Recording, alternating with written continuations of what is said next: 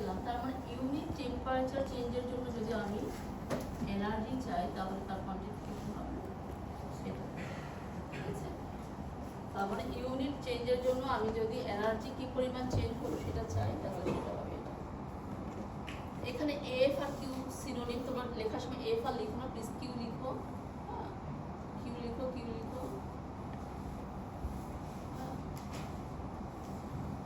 টি হচ্ছে তোমার আমাদের, আমরা শুরুর দিকে ডিরেকশনগুলো বলেছি, টিকে আমরা ব্ল্যাক বডি, আপনি ব্ল্যাক বডি চিন্তা করলে ই হচ্ছে তার ইমিশন টেম্পারেচার বা ব্ল্যাক বডি টেম্পারেচার, সেটা পুরো আর্থের জন্য হলে হচ্ছে 288 কেলভিন, ট্রপিকে হচ্ছে 300 কেলভিন। জাস্ট গুড এক্সাম্পল, যদি আমরা টপিকের কথা চিন্তা করি তাহলে dq/dt হচ্ছে আমার 300,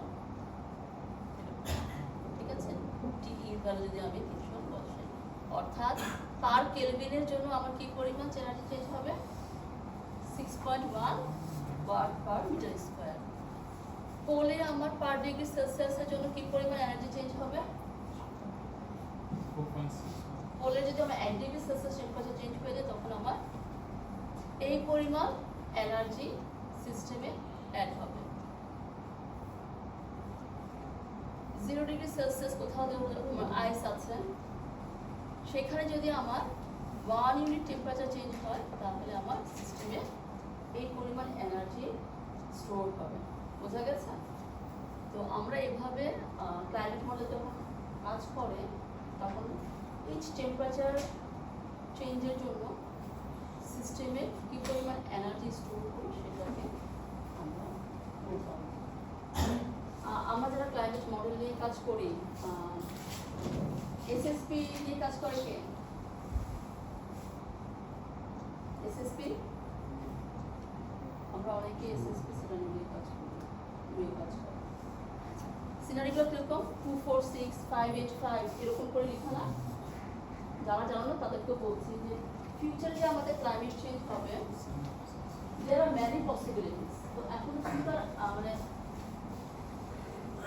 ইনফাইনাইট নাম্বার অফ পসিবিলিটি নিয়ে কাজ করতে পারবো না, যেহেতু একটা বিশাল টাইম ফ্রেমের জন্য গ্লোবালি চিন্তা করছি, তাহলে আমরা ফিউ পসিবিলিটিস নিয়ে আমরা চিন্তা করি যে এইরকম আমার যদি চেঞ্জ হয় তাহলে আমার তার আউটকাম কী হবে। তো সেগুলোকে আমরা এসএসপি দিয়ে লিখি।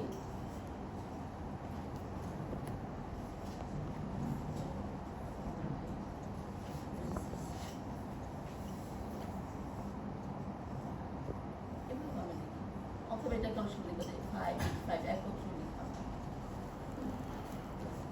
এগুলো হচ্ছে ফিউচার সিনারিও, যে এই সিনারিওটা হলে, এরকম কন্ডিশন হলে এই এক একটা টার্ম এক একটা কন্ডিশনকে রিপ্রেজেন্ট করে। এবং একটু বলে খেয়াল করো, এই যে লাস্টের যেটা লেটার দেয়, এই দুটো লেটার রিপ্রেজেন্ট করে যে আমার সিস্টেমে কি হয় এনার্জি যদি অ্যাডিশনাল স্টোর হয়। সাপোজ আমি যখন বলি এসএসপি 245, তার মানে আমি বলছি আমার সিস্টেমে যদি additional 4.5 watt per metre square energy added হয় ফিউচারে, তাহলে আমার ফিউচারে টেম্পারেচার ডিস্ট্রিবিউশন কেমন হবে। তাহলে এটা কি মিন করছে, ফিউচারে আমার সিস্টেমে কতটুকু এনার্জি অ্যাবজর্ব হয়? 8.5 যদি অ্যাবজর্ব হয় তাহলে আমার টেম্পারেচার, প্রেসিপিটেশন, ইভাপোরেশন এগুলো কেমন হবে। সো দুইটা কন্ডিশনকে রিপ্রেজেন্ট করে। 4.5 লাস্টের 2 ডিজিট মানে হচ্ছে এই অ্যামাউন্ট অফ এনার্জি যদি ফিউচারে আমার অ্যাবজর্ব ফিউচার সিস্টেমে আমার অ্যাডেড হয়। আর প্রথম যে ডিজিটটা আছে আমরা ডিটেলে পরে দেখব, প্রথম ডিজিটটা মনে হচ্ছে যে তুমি কি কোনো মিটিগেশন মেজার নিবা ফিউচারে, নাকি অ্যাজ ইট ইজ যেরকম আছে গ্লোবালি চলতেছে সেরকমই চলবে? তোমার কি সোশিও ইকোনমিক কোনো চেঞ্জ হবে কি, নাকি হবে না? তুমি কি কোনো মিটিগেশন মেজার বা গ্রিন হাউসকে কন্ট্রোল করার জন্য কোনো স্টেপ নিবা? সেগুলোর রিপ্রেজেন্টেশন হচ্ছে আমার ফার্স্ট লেটার। তাহলে আমরা বুঝবো যে এখন এই দুটো সিনারির মধ্যে কোনটা আমার মোর অ্যাগ্রেসিভ বা মোর চেঞ্জ করবে। নিচেরটা না উপরেরটা? নিচেরটা, কারণ মোর এনার্জি আমার সিস্টেমে আমি এনশিওর করছি। তো তুমি যদি কোনো মিটিগেশন মেজার না দাও, গ্রিন হাউস গ্যাস যদি বেড়ে যায়, তাহলে তোমার সিস্টেমে মোর এনার্জি স্টোর হবে এবং ফিউচার ক্লাইমেট কন্ডিশন সেটা মোস্ট চেঞ্জ হবে, ঠিক আছে? তো এই ক্লাইমেট মডেলগুলো সলভ করার জন্য তোমার হচ্ছে এই বেসিক যে ইকুয়েশনগুলো আছে সেগুলোকে তারা নিউমারিক্যালি সলভ করবে। লিখে লিখতে পারো।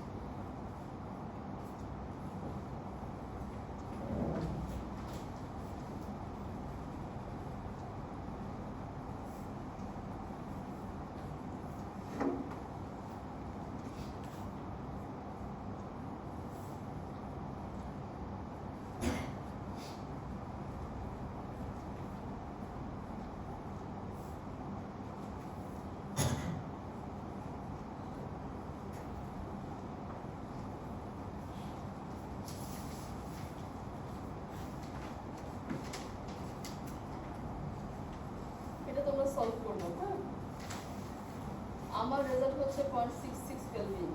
তোমরা এটা বাসায় সলভ করবে, ঠিক আছে?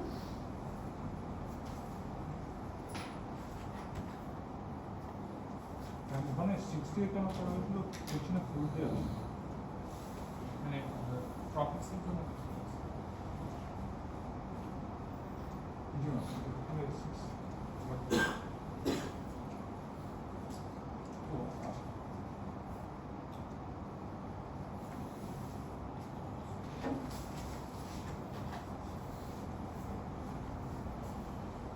ক্লাইমেট চেঞ্জের ফ্যাক্টরগুলো আমরা আজকে দেখব না।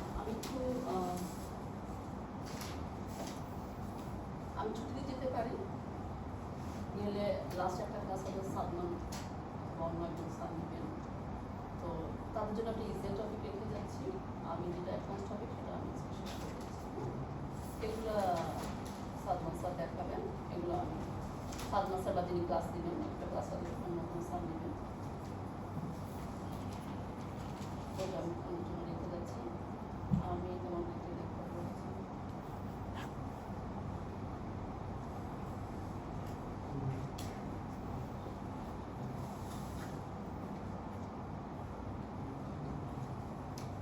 তোমাদের কালকে বুঝলাম না, কালকে কোনো গ্যাপ আছে?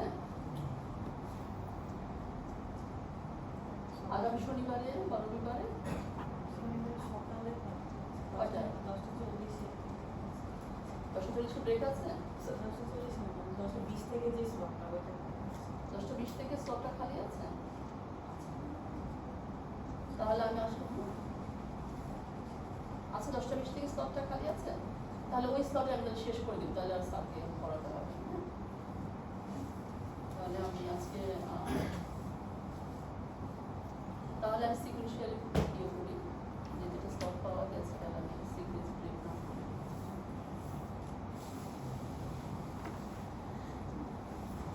তো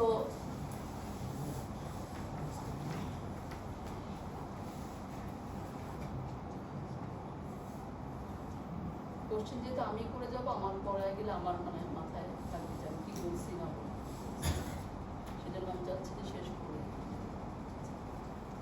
এখানে আমরা ক্লাইমেট চেঞ্জের কিছু ফ্যাক্টর লিখেছি, হ্যাঁ? এই স্লাইডটা আমি দিয়ে দিব, এবার তোমরা জাস্ট কিছু তুলে রাখো যে আমরা কিছু কি বলবো যে নিউমারাস ফ্যাক্টর তো আছে, তার মধ্যে যেগুলো আমাদের হচ্ছে এক্সট্রাটেরেস্ট্রিয়াল, অর্থাৎ আমাদের আর্থ সারফেসের বাইরে যেসব ফেনোমেনা ঘটলে আমাদের ক্লাইমেট চেঞ্জ হয় সেগুলোর কিছু ফ্যাক্টর আমরা এখানে দিয়েছি। আর নিচেরগুলো হচ্ছে আমার উইদিন আর্থ সারফেসে বা ওশেন অ্যাটমসফিয়ার ল্যান্ডে কী কী ফেনোমেনা ঘটলে আমাদের ক্লাইমেট চেঞ্জ হতে পারে।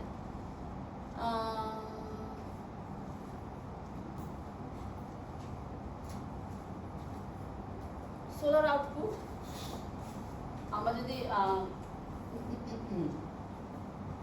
সানের রেডিয়েশন কম বেশি যদি হয় তাহলে আমাদের ক্লাইমেট চেঞ্জ হবে। আর্থ থেকে সানের যে ডিস্টেন্স বা আর্থে যে পাথ, ইলেকট্রিক্যাল পাথ, সেটার শেপ চেঞ্জ করলে আমাদের ক্লাইমেট চেঞ্জ হবে। স্টেলার ডাস্ট মানে হচ্ছে যে আমার যদি কোনো স্পেসে যদি কোনো ডাস্ট তৈরি হয়, কোনো এটা বডির ইম্প্যাক্টের কারণে, তো সেই ডাস্টগুলো কী হবে, ইনকামিং সানলাইটকে আসতে বাধা দিবে, সেখান থেকে আমার রেডিয়েশনের অ্যামাউন্ট চেঞ্জ হতে পারে। ভলকানিক ইরাপশন হলে কী হবে, টেম্পারেচার, লোকাল টেম্পারেচার বাড়বে। এছাড়া গ্যাস রিলিজ হবে, হ্যাঁ, গ্যাস রিলিজ, হিউজ পরিমাণ গ্যাস এবং লিকুইড আমার অ্যাটমসফিয়ারে রিলিজ হবে এবং অনেক ফাইন পার্টিকেল অ্যাটমসফিয়ারে চলে যাবে। তো কী হবে, তোমার পুরো অ্যাটমসফিয়ার তখন নন ট্রান্সপারেন্ট হয়ে যাবে যদি এত পরিমাণ ফাইন পার্টিকেল যদি আমার অ্যাটমসফিয়ারে অ্যাড করে। তখন কী হবে, সূর্য থেকে সানলাইট আসার সময় সেই সানলাইট আসতে পারবে। মাউন্টেন বিল্ডিং বা যদি মাউন্টেন কোনো কারণে তৈরি হয় বা তোমার এটা তো আর মানে রেগুলার প্রসেস না আর কি, কন্টিনেন্টাল ড্রিফট এটা আমাদের রেগুলার প্রসেস না, বাট আমরা জানি যে আগে আমাদের কন্টিনেন্টগুলো সব একসঙ্গে ছিল, তাই না? এখন যখন তারা সেপারেটেড, এতে কি হয় যে ওশেনে যে কারেন্টের ফ্লো সেটা আগে একরকম ছিল, এখন একরকম। তো এগুলোর কারণে কিন্তু আগের ক্লাইমেট থেকে আমাদের এখনকার ক্লাইমেট চেঞ্জ হয়েছে। আগে সব একসাথে একটা সিঙ্গেল বডির মতো ছিল, ফলে কারেন্ট কিন্তু সেই চারপাশে যায়। এখন কিন্তু এই মহাদেশের ফাঁকে ফাঁকে দিয়ে আমাদের কারেন্ট যাচ্ছে। ওশেনের হিট এক্সচেঞ্জ যদি চেঞ্জ হয়, সারফেসের আলবিডো যেমন যদি চেঞ্জ হয়, একটু আগে আমি এক্সাম্পল দিলাম, অ্যাটমসফিয়ারের আলবিডো যদি চেঞ্জ হয়, অ্যাটমসফিয়ারে প্রচুর মানে গ্যাস চলে যায়, অ্যাটমসফিয়ারের কেমিস্ট্রি যদি গ্রিন হাউস গ্যাস বেড়ে যায়, তাহলে এগুলো হচ্ছে যে আমার এগুলো হচ্ছে few of many other causes, আমরা ফিউ এখানে রিপ্রেজেন্ট করেছি। ভলকানিক অ্যাক্টিভিটির জন্য মানে সানের রেডিয়েশনটা ভরতে হবে, তো টেম্পারেচারটা কমে যাবে, মানে পৃথিবীতে সানলাইট কম আসে। আচ্ছা, তো এখানে কোনটা কোনটা ম্যানমেড, কোনটা কোনটা ন্যাচারাল বলো দেখি। এটা কি ন্যাচারাল নাকি ম্যানমেড? এটা এটা এটা এইটা এই দুটো অ্যাটমসফিয়ার কেমিস্ট্রি তো ম্যানমেড হতে পারে। তুমি প্রচুর আরবানাইজেশন করতেছো, প্রচুর তুমি ইন্ডাস্ট্রি বিল্ড করতেছো, অ্যাটমসফিয়ারে প্রচুর মিথেন, কার্বন ডাইঅক্সাইড সব গ্যাস যাচ্ছে, তাহলে অ্যাটমসফিয়ারের কেমিস্ট্রি কি হতে পারে? হ্যাঁ, সারফেস আলবিডো ম্যানমেড। তুমি যদি আরবানাইজেশন করো, গাছপালা কেটে ফেলো, তাহলে তোমার ম্যানমেড হবে। তো এখানে আমরা কিছু এক্সাম্পল দিয়েছি ন্যাচারাল ফোর্সিং, ন্যাচারাল কী কী কারণে আমার ক্লাইমেট চেঞ্জ হচ্ছে, এবং অ্যানথ্রোপোজেনিক মানে হচ্ছে ম্যানমেড কী কী কারণে আমার ক্লাইমেট চেঞ্জ। আরবানাইজেশন হতে পারে, ডিফরেস্টেশন হতে পারে, বার্নিং ফসিল ফুয়েল হতে পারে, এগ্রিকালচার হতে পারে। এগ্রিকালচার কীভাবে ইয়ে করছে ক্লাইমেট চেঞ্জকে বা সিস্টেমকে কীভাবে ইনফ্লুয়েন্স করছে এগ্রিকালচার? মানে ফার্মেশনে ক্যাটেল গ্রো করা হয়, মানে মেথেন। ক্যাটেল গ্রো একটা বিগ জিনিস, তোমরা জানো কিনা জানি না, যে আমাদের যে গরু ছাগল ঘাস খায়, তারা যখন পাক করে অথবা গ্যাস রিলিজ করে, ওখানে কিন্তু huge amount of gas, methane gas release হয়, এবং এটা কিন্তু one of the biggest contributors of হচ্ছে গ্রিনহাউস গ্যাস ক্যাটেল ফার্মিং। তারপরে অনেক সময় হয় যে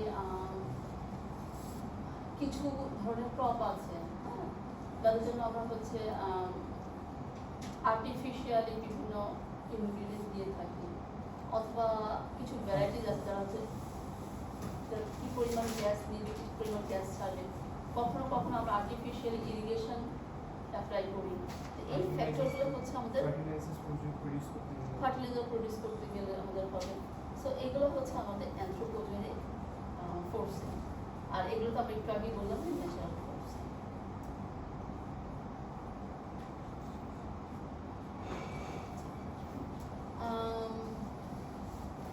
আমরা ন্যাচারাল ফোর্সিং এর দুই তিনটা আমরা এক্সাম্পল দেখবো। প্রথমটা হচ্ছে সোলার ইরিডিয়াস। আমি সবাইকে অ্যাডভাইস করবো যে একটু শর্ট নোট তুলে নাও, এটা তোমাদের কাজে লাগবে। বইয়ে অনেক ইলাবোরেটলি দেওয়া আছে, কিন্তু সেভাবে হয়তো করতে কমফোর্টেবল না হতে পারে।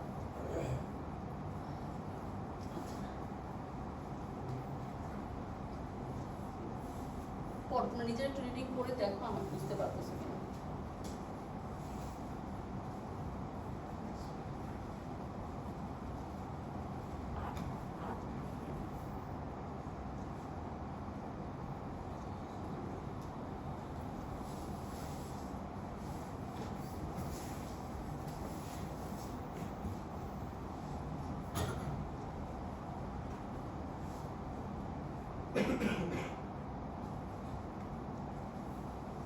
পড়া হয়েছে সবার?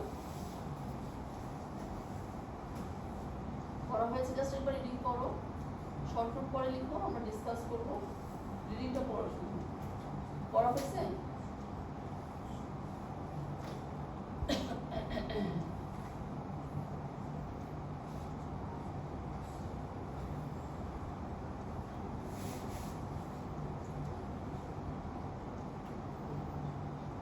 বোঝা গেছে? আচ্ছা, আমার যদি সোলার রেডিয়েশন চেঞ্জ করতো তাহলে কি হতো, সান থেকে আলো আসার সময় প্রত্যেকটা লেয়ারই ওয়ার্ম আপ হতো। কিন্তু তুমি গত 100 ইয়ারে দেখা গেছে যে উপরের লেয়ারগুলো ওরকম ওয়ার্ম আপ হয়নি, শুধুমাত্র বটম লেয়ারটা ওয়ার্ম আপ হয়েছে। তার মানে কি, সোলার রেডিয়েশন আমার স্ট্রেংথেন হয় নাই। লোয়ার অ্যাটমসফিয়ার কেন ওয়ার্ম আপ হয়েছে? কারণ হচ্ছে আমাদের প্রচুর গ্রিন হাউস গ্যাস আমরা রিলিজ করেছি এবং তারা হচ্ছে আমাদের লং ওয়েভ রেডিয়েশনকে ট্র্যাপ করে রেখেছে। ন্যাচারাল অ্যারোসল, অ্যারোসল মানে কি, এটা আমি বহুবার খাতায় পাইছি যে মসকিটো শিল করার জন্য যেটা ইউজ করে তাকে অ্যারোসল বলে। মানে এটা বলো দেখি, 4th ইয়ারের একজন ইঞ্জিনিয়ার হবো তুমি, ইঞ্জিনিয়ারিং এর 4th ইয়ারের স্টুডেন্ট যদি লিখে যে অ্যারোসল হচ্ছে মসকিটো, এটা কি সাইন্টিফিক্যালি মানে এই কোর্সের সঙ্গে রিলেটেড? এটা অ্যান্সার হলো? অ্যান্সার তো হলো না। তো এই যে এখন আপনার অনেকে শুনলো না মসকিটো টার্মটা, আমি শিওর তোমরা একদিন আবার লিখে দিবা যে ম্যাডাম তো ক্লাসে মসকিটো নিয়ে কি বলছিল, তার মানে এটা একটু লিখে দিবা। একটু শোনো, it is not that, not that. Aerosol হচ্ছে আমাদের very fine liquid of the solid particle, এটা আমাদের অ্যাটমসফিয়ারে অলরেডি আছে অথবা আমাদের অ্যাক্টিভিটিসের কারণে অ্যাটমসফিয়ারে অ্যাড হচ্ছে, তাকে আমরা বলছি অ্যারোসল। ওশনের বাবলের কারণে হতে পারে, মিনারেল যখন আমরা তুলি তখন ডাস্ট তৈরি হতে পারে, ভলকানিক ইরাপশনের সময় প্রচুর যে অ্যাশ, রক, ফাইন পার্টিকেল অ্যাটমসফিয়ারে ইনজেক্ট হয় তখন হতে পারে, ফরেস্ট ফায়ার হলে গাছপালা পুড়িয়ে গিয়ে সেখান থেকে অ্যাশ হতে পারে, মেট্রোলজিক্যাল কোনো ডেব্রিজ হতে পারে, তারপরে হচ্ছে বায়োলজিক্যাল কোনো ইমিশন হতে পারে, ফসিল ফুয়েল হতে পারে, এনিথিং দিস, কিছু বার্নিং, কিছু ইয়ে হলে আমাদের অ্যাটমসফিয়ারে ফাইন পার্টিকেল অ্যাড হতে পারে। ন্যাচারাল অ্যারোসল হচ্ছে এগুলো হচ্ছে আমাদের এখানে আসলে ন্যাচারাল এবং হচ্ছে যে সবই এগুলো যে একটু মিক্স আপ হয়ে গেছে মনে হয়। অ্যান্থ্রোপোজেনিক সোর্স অফ অ্যারোসল হতে পারে, এগুলো ন্যাচারাল সোর্স উপরে এগুলো, নিচে দুটো হচ্ছে আমার anthropogenic source of aerosol. Natural লেখাটা কনফোটাই মানে একটু মিসলিডিং হয়ে যাচ্ছে এখানে, তোমরা ক্লাস নোটে লিখে নিতে। যেটা হচ্ছে অনেক সময় প্রশ্ন থাকে যে ন্যাচারাল সোর্স অফ অ্যারোসল কোনগুলো, অ্যান্থ্রোপোজেনিক সোর্স অফ অ্যারোসল। আমি কিছু পড়ার ফাঁকে মাঝে মাঝে কোশ্চেন অ্যাডভাইস করব। আচ্ছা, অ্যারোসল কিভাবে কাজ করে? Directly warming or cooling the atmosphere. তো হট অ্যারোসল যখন অ্যাটমসফিয়ারে যাচ্ছে সেটা কি হচ্ছে, বার্ন করতেছে, কিন্তু গ্যাসগুলো আবার সানলাইটকে আসতে দিচ্ছে না, তখন আবার সানলাইট না আসার কারণে কুলিং হচ্ছে। সো এটা কম্বাইন্ড এফেক্ট। তোমাকে দেখতে হবে কোনটা মোর মানে প্রমিনেন্ট বা মোর গভর্ন করে। তো যখন ভলকানিক ইরাপশন হচ্ছে ইমিডিয়েটলি কি হবে, ওয়ার্ম জিনিসটা লাভাটা যখন ইনজেক্ট হচ্ছে তখন অ্যাটমসফিয়ারটা খুব ওয়ার্ম থাকবে, কিন্তু সেটা গ্র্যাজুয়ালি ঠান্ডা হয়ে আসবে। কিন্তু যে অ্যারোসলটা অ্যাটমসফিয়ারে রয়ে গেল ওটা কিন্তু সেভারাল মান্থ, ইভেন 5-6 মান্থও অ্যাটমসফিয়ারে থাকতে পারে। তার মানে পুরো 5-6 মান্থ ধরে সানলাইট কিন্তু সে ব্লক করে রাখছে। সো ওই যে হট অ্যারোসল ইনজেকশনের যে এফেক্টটা সেটা যতদিন লাস্ট করে, কিন্তু তার চেয়ে বেশি লাস্ট করে হচ্ছে অ্যাটমসফিয়ারের ওই পার্টিকেলগুলো অনেকদিন ধরে সানকে ব্লক করে রাখে। আচ্ছা, ক্লাউড কিন্তু তোমরা হাইড্রোলজিতে পড়ছো কিনা না আমার রেইনফল হওয়ার জন্য বা ক্লাউড ফর্মেশনের জন্য সিডিং লাগে, মনে আছে? একদম পিওর এনভায়রনমেন্টে কিন্তু ক্লাউড ফর্ম হয় না, একটা সিড লাগে, একটা ইমপিউরিটিস লাগে, একটা অন্য ম্যাটেরিয়ালের ডাস্টের পার্টিকেল অথবা বলো অন্য কোনো মলিকুলার পার্টিকেল লাগে যার অ্যারাউন্ডে সে ক্লাউডটা ফর্ম হতে পারে। তো অ্যাটমসফিয়ারে যদি প্রচুর আমার অ্যারোসল থাকে তারা হচ্ছে আমাকে এই ক্লাউড ফর্মেশনে সাহায্য করবে। আচ্ছা, এখন ক্লাউড ফর্ম হলো, অ্যাটমসফিয়ারে প্রচুর অ্যাশ আছে। এখন ওই বৃষ্টি যখন হবে, বৃষ্টির পানির সঙ্গে অ্যাটমসফিয়ার থেকে ওই অ্যাশগুলো আমার সারফেসে নেমে আসবে না? আমরা অনেক সময় শুনি যে অ্যাসিড রেন হয়, শুনছিলাম অ্যাসিড রেন, সেটা কীভাবে হয়? যে আসার পথে সালফারের কোনো ইনগ্রিডিয়েন্ট থাকলে সেটা রিয়েকশন করে পানির মধ্যে সালফিউরিক অ্যাসিড তৈরি হয়ে সেটা অ্যাসিড রেন হচ্ছে। এখানে সেরকম এনভায়রনমেন্টে যদি আমার প্রচুর ডাস্ট থাকে, প্রচুর ব্ল্যাক অ্যাশ থাকে, তখন কী হবে? বৃষ্টির পানির সঙ্গে সেটা তোমার সারফেসে চলে আসবে। সারফেসে চলে আসলে সারফেস কী হবে? তোমার সারফেস ধরো হোয়াইট ছিল, সেই সারফেসটা এখন কী হয়ে যাবে? ব্ল্যাক হয়ে যাবে বা গ্রে হয়ে যাবে। হোয়াইট সারফেসের আলবিডো কেমন? বেশি। আর গ্রে সারফেসের আলবিডো কেমন? কম। আর আলবিডো কম বেশি কি হলে কি হবে? কি পরিমাণ রিফ্লেকশন হবে সেটাকে সে ডিপেন্ড করবে, এবং তার উপর ডিপেন্ড করে আমার সিস্টেমে কি পরিমাণ এনার্জি অ্যাবজর্ব থাকবে সেটা ডিপেন্ড করবে। এখন কালো হলে কি হবে? কম রিফ্লেক্ট করবে, তাহলে সিস্টেমে কি বেশি এনার্জি থাকবে না কম এনার্জি থাকবে? বেশি এনার্জি থাকবে।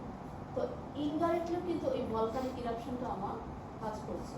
ডিরেক্টলি তো সে অ্যাটমসফিয়ারকে কুলিং বা সানলাইটকে ব্লক করছে, মানে ইনডাইরেক্টলিও কিন্তু সে যখন মেঘের মাধ্যমে বৃষ্টির মাধ্যমে সারফেসে চলে আসছে তখন কিন্তু সারফেসে তোমার প্রপার্টিসকে, আলবিডো প্রপার্টিসকে সে চেঞ্জ করে দিচ্ছে। ঠিক আছে, এখানে এই আমি একটু অ্যাডভাইস করবো যে লাস্টের লাইন সবাই একটু পড়ো, এই লাইনটা সবাই পড়ো। কোনটা যাচ্ছে কোন ওয়ার্ড?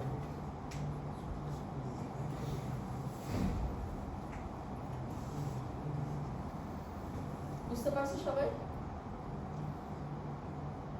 পড়া হয়েছে সবার? অর্পিতা বুঝতে পেরেছো? Yes or no? তোমরা গল্পের বই পড়ানোর মধ্যে পড়তে এতক্ষণ লাগে কেন?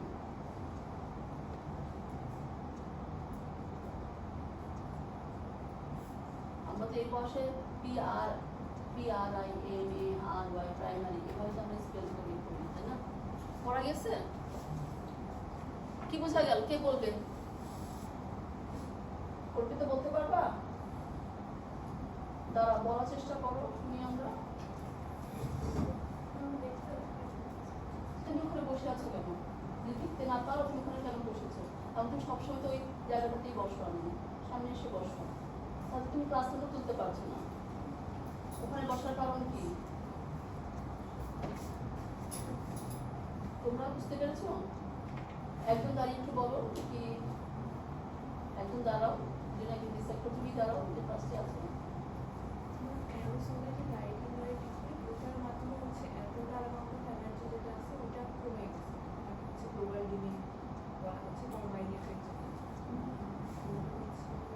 তার অ্যামাউন্ট কত? 1.11%। আর এই অ্যামাউন্টটা কি? এই অ্যামাউন্টটা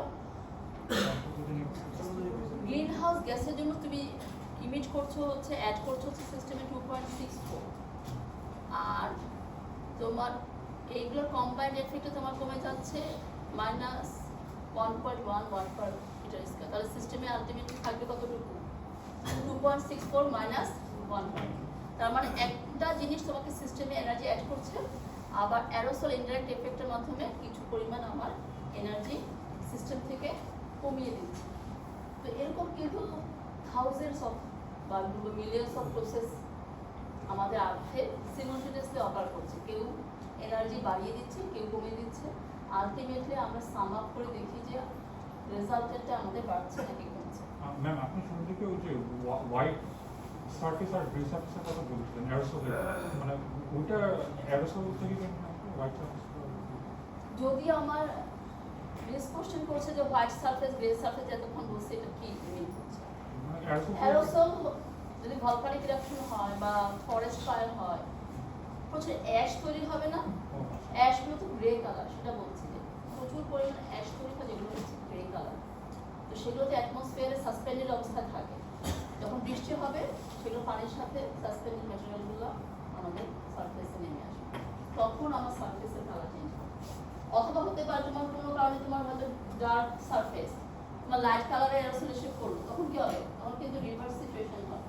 তো তোমাকে জানতে হবে যে কোন কালারের অ্যাশটা পড়ছে, সেই অনুযায়ী এবং তোমার অরিজিনাল সারফেসটা কি তার উপর হচ্ছে ডিপেন্ড করবে।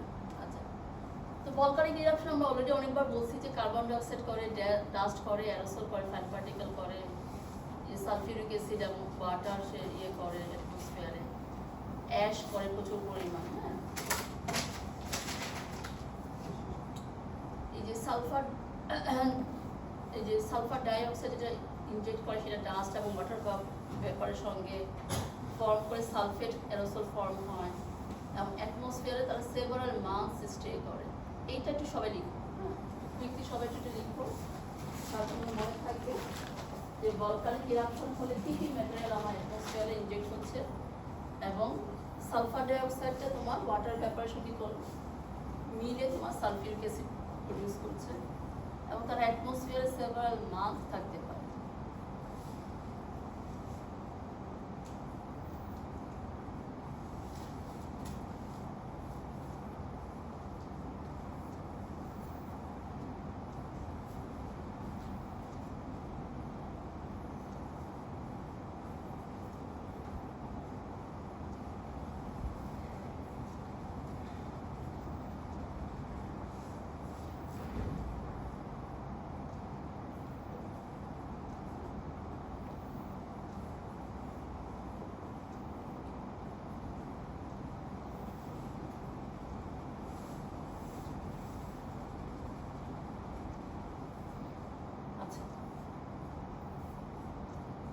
একটা সার্টেন এক্সাম্পল আমরা বারবার করে বলছি, ফিলিপিন্সে 1991-এ একটা ভলকানিক ইরাপশন হয়েছিল, মাউন্ট পিনাটুবো, 1991-এ, এবং ওয়াশিংটনে 1980-তে তোমার হচ্ছে একটা মাউন্ট হেলেনে তোমার ভলকানিক ইরাপশন হয়েছে।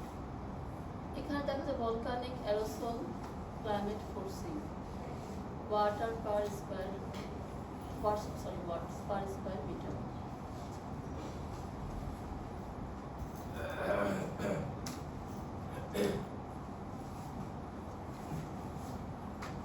ভলকানিক ইরাপশনের কারণে তোমার যে সিস্টেমে যে রেডিয়েশনের অ্যামাউন্ট যে কমে গেছে তার একটা প্লট। এটা 1900 পর্যন্ত, তো আগে তো মানে স্যাটেলাইট নিয়ে ছিল না, এটা কি প্রজেক্টেড মানে আগের? এটা স্যাটেলাইট থেকে যে সবসময় তোমার আমাদের কি বলবো যে সিস্টেমের এনার্জি কন্টেন্ট তো তোমার স্যাটেলাইট থেকে লাগবে এরকম না। তোমার যদি কোনো রেডিয়েশন মনিটরিং এর কোনো ইনস্ট্রুমেন্ট থাকে সেটা দিয়ে তো রেডিয়েশনের অ্যামাউন্ট নট নেসেসারিলি আমার স্যাটেলাইটই লাগবে।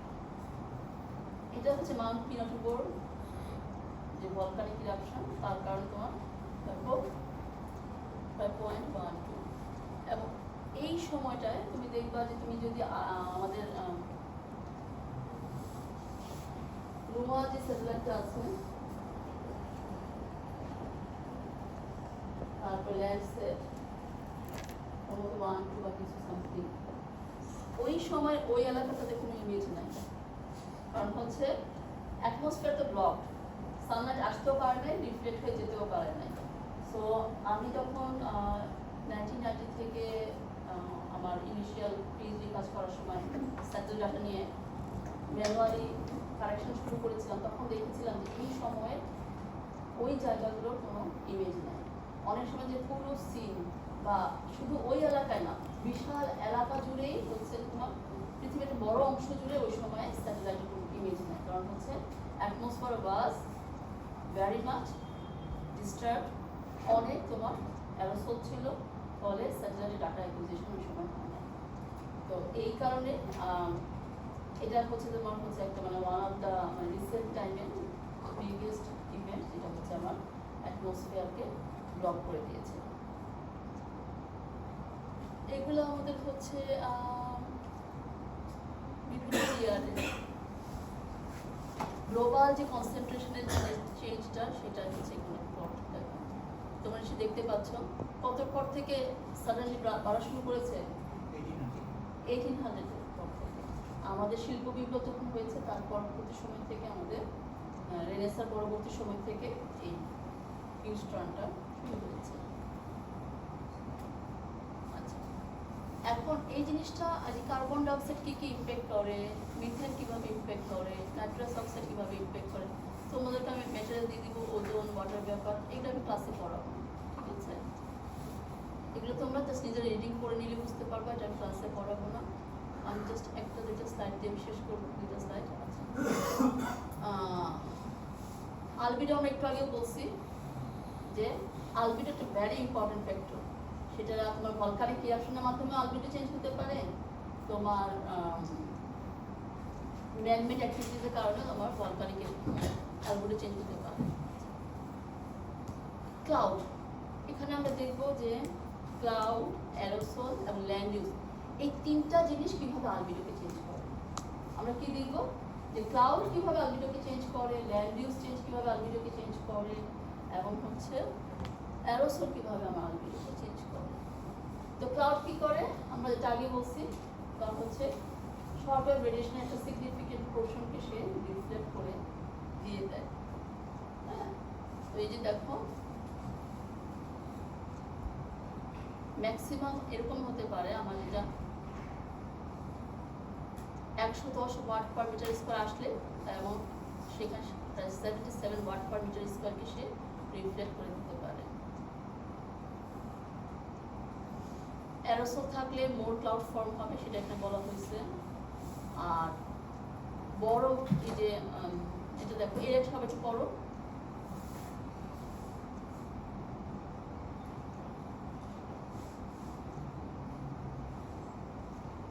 যখন আমার অ্যাটমসফিয়ারে অ্যারোসল থাকে তখন ক্লাউড ফর্ম হবে, ছোট ছোট ক্লাউড মিলে আমার বড় ক্লাউড তৈরি হবে। এবং যদি আমার সে বড় ক্লাউডগুলো অ্যাটমসফিয়ারে থাকার চান্স বেশি হয়, তখন সে বেশি দিন ধরে সেটাকে ইমপ্যাক্ট আমার করবে। এবং ক্লাউড থাকলে রিফ্লেক্ট হয়ে চলে গেলে কি হবে, সানলাইট রিফ্লেক্ট হয়ে চলে যাচ্ছে, সেটা কি হবে, সানলাইট আসছে রিফ্লেক্ট হয়ে চলে যাচ্ছে, কি ওয়ার্ম করবে নাকি কুলিং করবে, আমার সিস্টেমে ঢুকতে পারছে না, সে কুলিং করবে। আবার ইনডাইরেক্টলি কি হবে, আর্থ যেটা লং ওয়েভ ছাড়ছে সেটাকে সে কি করবে,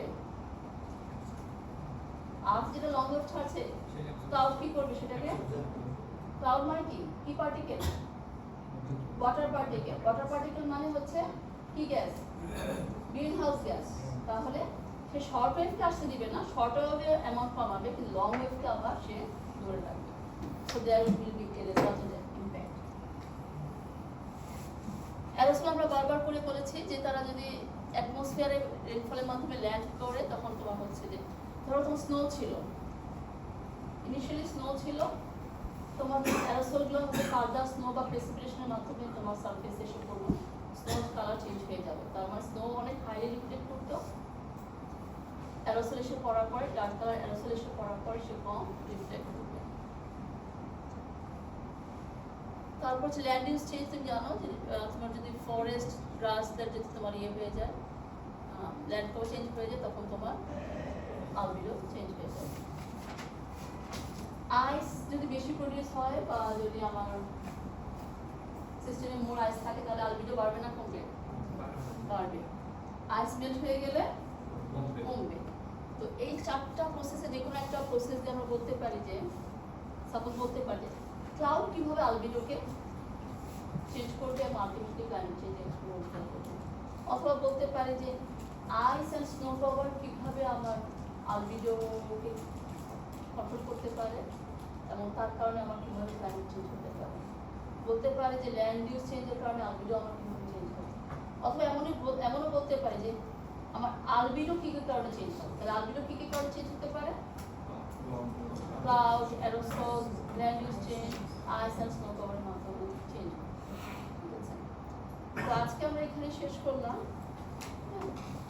তাহলে তুমি সিয়া আমাকে একটু মেসেজ দিও শনিবার কয়টায়, 10:20 আপনি টাকা দিয়ে যান। রোল কল হবে দাদা। আচ্ছা, আমি এটা অ্যাটেন্ডেন্স শিটটা খুঁজে পাইনি আমার কাছে। কিভাবে লস্ট হলো বা কিভাবে মানে